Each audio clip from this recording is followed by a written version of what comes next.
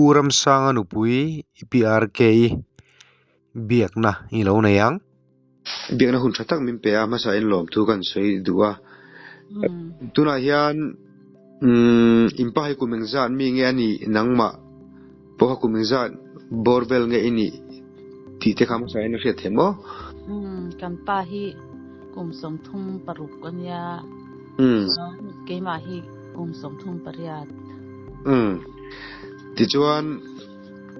fanau engzat nge in nei kumengzat za tengen ni hlom pa hi panga kan nei mo au pa ber hi mi pa nia kum som pasari ania anin anau te ho hi mi chia ve kan nia mo ate ber hi kum khat le chan ve ania mo ani chu invalina thom ve ti chuan khoi district ange tuna hian in khosak mek inom mek Champhai district a hala ta mel bu ka kan mo ti chuan in pa ina har sat na longtlai de de avato dan vel kha temazong ina enge nangma kan soitu ine ngem jin nge ani a in tin nge har sat na vato dan kha a hre themo longtlai a hian kan chung ko pem kan tu mo chuanin kan in hunte kan tiral ve a motor hi kan la ve ni chulonin mo chuanin ama hian alo va phei ma sa a thom no phur te a thanem ngai ome in ron phei ma in lo tur te kalo va zong felanga chuanin lot te kalo va phur ve anga ati awang lo va kala ke ni hi no pang kan fa te an exam nai to awangin kan la phei ve lo ni chungo chuanin ni som ni panga a hian an result chwa khanga ni ruka pathianin remati chuan kan chuk thla ve anga milon hrai ve ang karon hrai ang chewati wangin ni ruka hian milon hrai anga chuk thak kan tung ve ni chungo kan chung wa hin ani chu impa motor kha enge nang manin lon in la nge in tin nge motor chungchang vel te khan soiturin em lon motor hi lonin kan la a ma sengin pathian hi a thakhopa kan motor lon lak na te po hian kan har sat na te I ama hetiang chat na kan han to ta ka chuanin sat na te an shethia ma min khonga yan min khongai an ril ru pathianin na te po thok ve nya nga mo ani chu kan motor lon lak te po hi ti hianin khakhat thi min ru langa kan la rul lo wa voi kan ma kan rul tan don chaw ni ta mo khathi min pe nga chuanin adang churut chun zom kan ngai to lo ve ti hian motor po a thlonin in nei thei ang min ron tia mo avalom om ve ro e mai im motor lak na te chu a shimshimen hriat ava chak om ve en company nge aizola in venga mi te nge ani Mahindra he ui ama hianin ka thangchha ta wang hian ka lo dil chut lu tuk thin lo mo ama hian zu ti thi na chu Mahindra hi chu ni nge yamo ole an tiro puile mai al mi ten harsat na mangan na an to lai kara pathianin isoi angin na thok ani ve che kang chu ro puile mai ti chuan in zo thammo mai la impa boral dana hian thil fel hlal along klai district a de ania atlang pui engtin nge nangma amuna nge hi omem ti vel kha a hre them amuna hian ka om lo mo ba ka ava bo na hi ava bo ra rangan ba hu na te po hi barma lam pangania long klai atang pon ala hla thamani chumo klai atanga I zandar rukdar sari velan chwa hianin zing achom atuk choma lam panga amun hin batheng chau thina mo barma laman vakai ni chu Burma rale lama motor chu na vakai thin tina emni an pa phur phei thin Burma bungrua bungrua ti chuan kha call pa ni khan FB lama te po khan kha anron upload thowa enge anron post te po ka lo chiar thowa call pa ne na motor in tai ka ti boruak vel te kha ari redet kha thil kha awm ve de in ka she dewa mi pui comment na te po ka en thowa kha kha enge ishiat dan ingai dan a hmuna khan i om lo ang khan alang box ya han soi ta che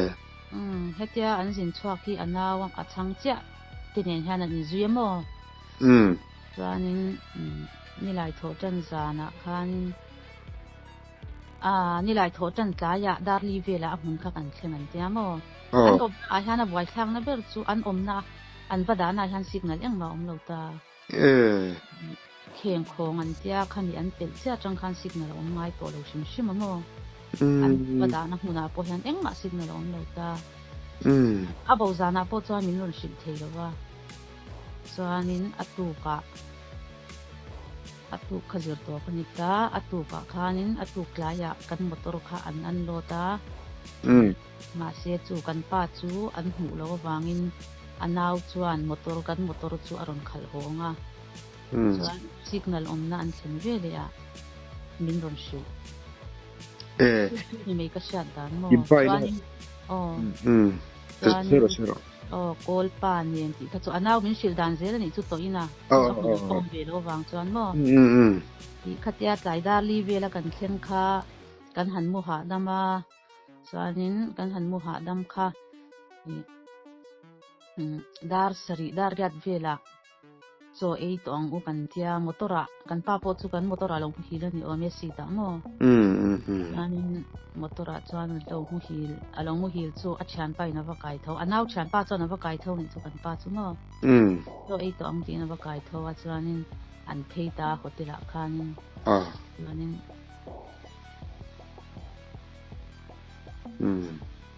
ava kai tho wa so ei tur khan an thei ta mo hotela khan chuan khatia chuan han ei tur kha kan chaw tlang box si a zana kan jak lo do tho boka chei main nong hi khat vel in ve ila an lo tia chuanin an lo ina khatia an in kha chon ei ma si khan kat pa kha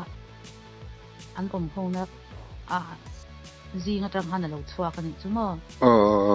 chuanin azung don an yang ti khan an lo en zui le no wa chuan a rei tak de wang khan anaw kha awa chua ka kan motor kha ko mu ta lo mo chuanin ka zong kwala atia ka zong kwal nu rei fe ka zong kwal nu a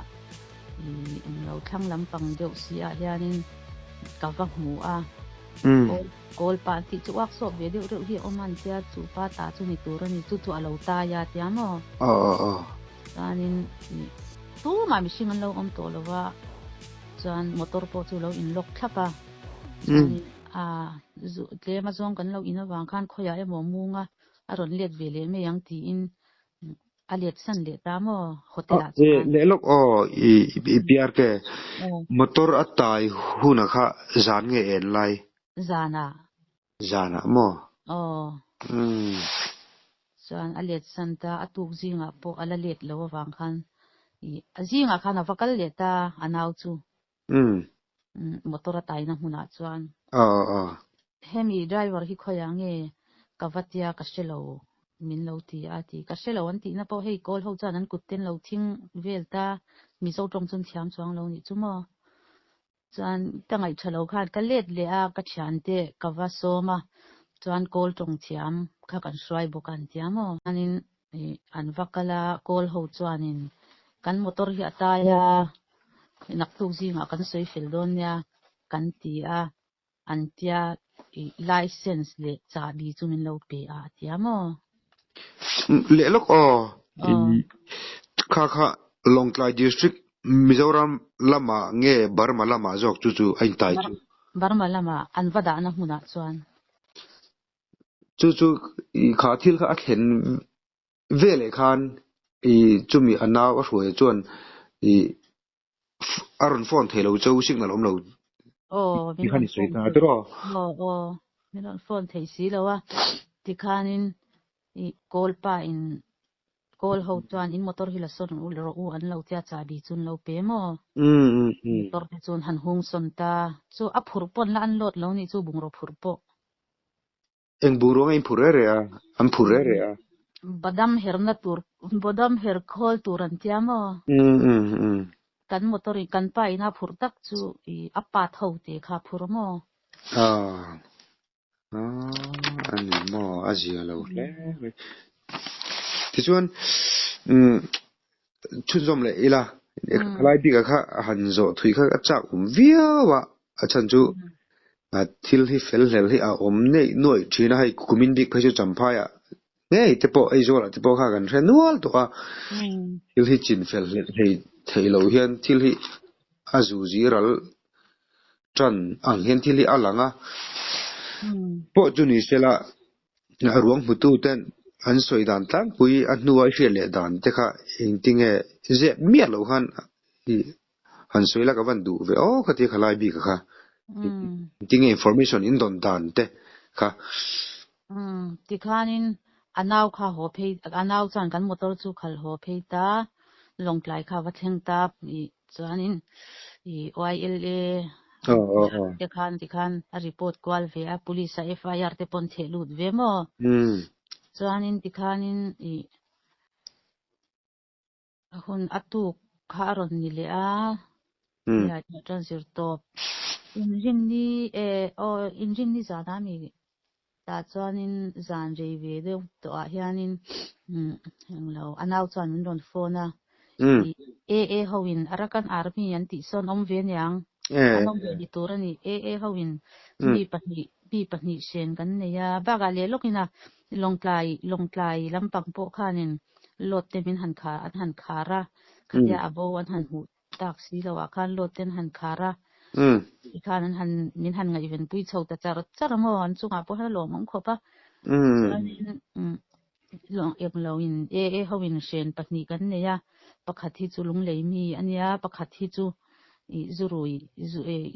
rui twal vela vak ti mai lamo khami hun vela vak an ti na ni turani an soile chon zel ka sha ni ta mo a huna om ve heklo min non phone min non sildan ang zel ani chu ka soi chu mo I pakhat chu I zurui avak velania antia ke ni po kha kan lom ka be se na ka kan nei sang ve kho pa ni chu ai zan khan che ma tle ma zong an lo in ve wang khan ara kan harmi ho chuanin an lo manang an lo sheng ve ania nge kan tia hetiang an om hi chuanin ni thum te ni li ten sheng ve a an chwa ve le mei zela an tia tu tia chu te chu lo ni hlo ang a kan tia be se na kan han nei sang khopa chuanin naktuk zing dar ko ring mai kan chuan lung lei pakhat chu lung lei mi ni ti kan she chang to a pakhat hi kan la confirm theilowa naktuk zing dar ko ring ma chuan kan confirm theiang an ti aron tia anaw chuan mo chuanin lungpuk atang sonin swai tu te khan lo wakal aniang chuan dar kwa a po khan eng ma thom kan la shelowa dar som pani a po khan eng ma thom kan la she si lo chuanin dar thum rik ma deuh khan min ron phone le a kan swai tu te I pick up owner swai tu te tri party vel te po swai tu te ho khati khan in vai puya I dar thum nulama a chanchin a thi poni se dam poni se chanchin kan sha lo chuan lot hi kan khar chhun zomanga chuan arwang kan hu ama kan hu ma lo hi chuanin lot kan kharang lot khar te kan dil kan kharanga antia chata solampang DCT te Central YMA katimeya YLN tia khatiang te po khan in thurwalin ti khan an lo tia chuan dar thum hulama kan dar thum akan engma chanchin kan sha lo chuan an ti ta mo chuanin min ron phone le ta dar li le dar nga in ka vela hian anyang ai ani lo chu mi ma chuan min ron phone le a ORK anaw chuan min ron phone le ta ORK tuna hianin ruang an chara chuanin ma se ama ani le di lo an la shelowa I be sei na lo ti bolu tuk lo la azung buna tang an fin fi adona aran tiamo chuanin an fin fi anga zung buna tang karon shit leng che min tiamo chuanin darli le dar nga in karvela khanin min ron phone le a war ke uram sanga chu om to lo an fil fia to a mani ti an she chiang to a an fil fia to ero ti amo va poi ani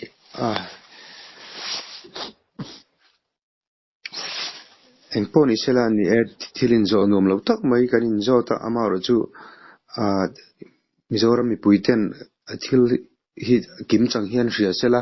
a tha hi ka ti wanga rompe pop chekania nang ma khatle ma in relax thi chuan zona hi pani vela lawma mila chang le thengem theye ti chuan police tele kan enge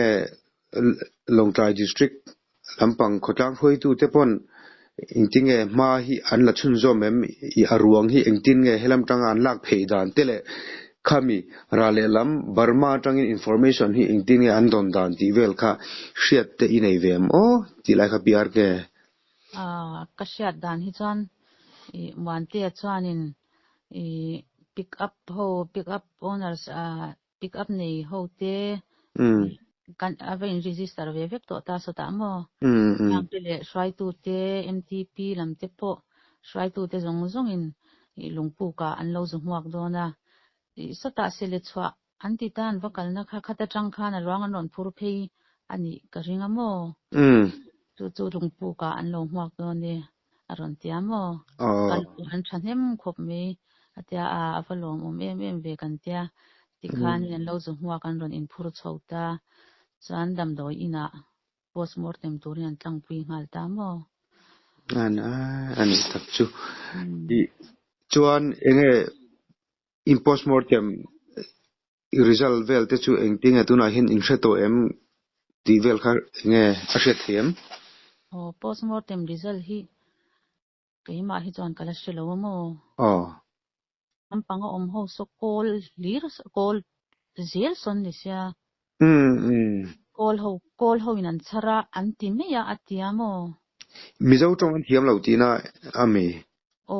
mizo tong ale le zela ngai ni chun tong somo ani azia lo hle mai le zelina van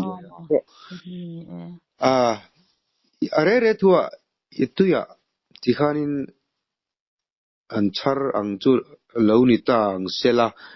tui chen hi athiam re rem nangma hriatdana impa hi ti hi kan zo dei ten tui chen hi athiam lo shim mo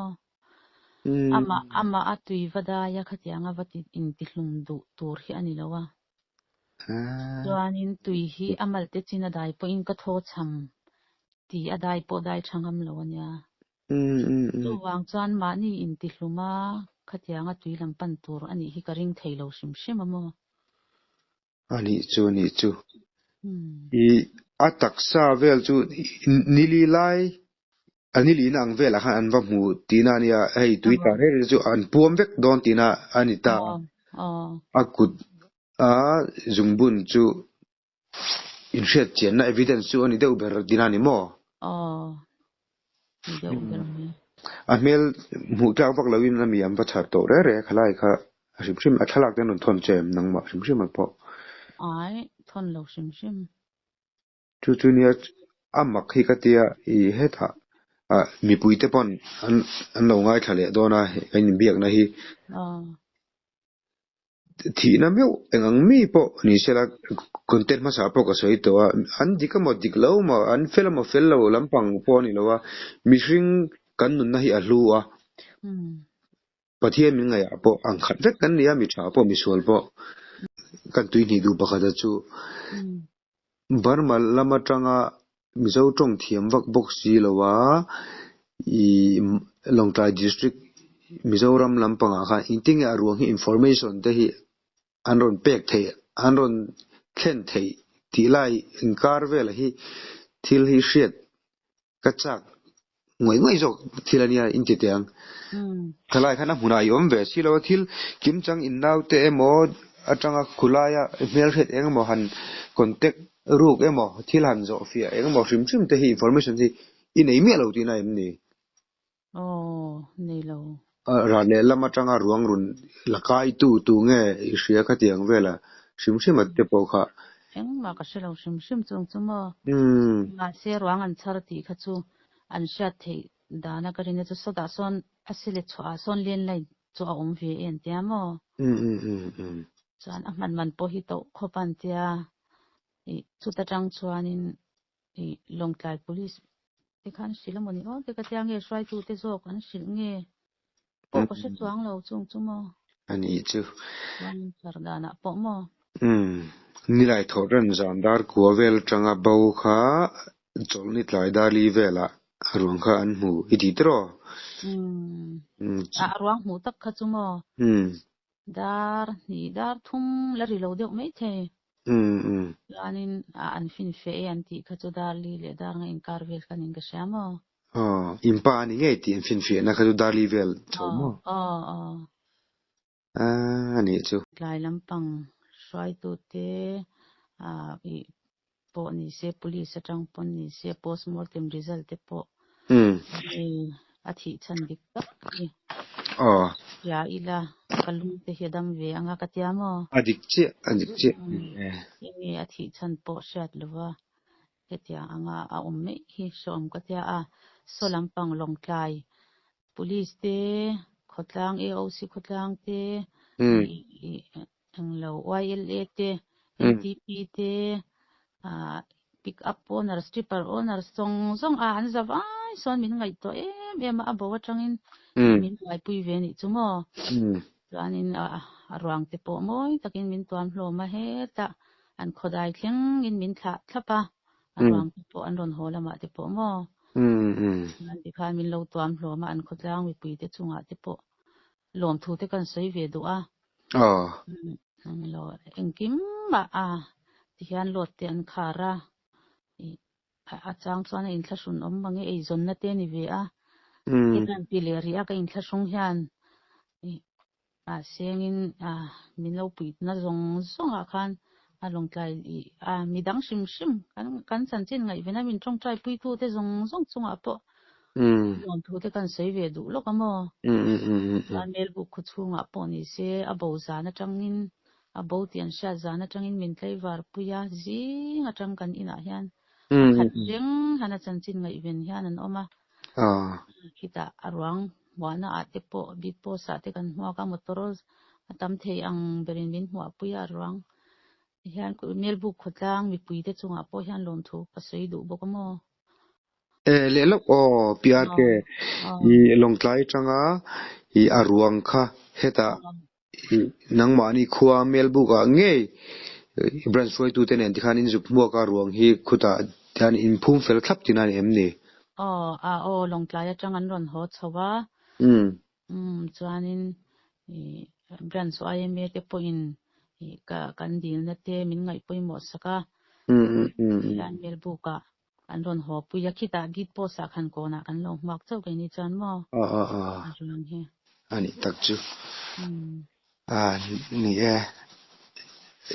po ni sela tun tu matan chen I du tok phot mai la hian thamon na le mi te du sak na te nangma bi ka po ni sela thil ni tur ani to amar chu thu dikhi highland ni ngai sela du sak na highland ngai tur pon kalhan mo mot ka chu ole tun tu matan chuan khati zong kha ani pi ro khu mi te chung kwa PR keite lalpan thamonin ampui mol chawro se ti chuan kan thu nei tu lam te po thudik hi highland ni fo sela du sakna kalhan boke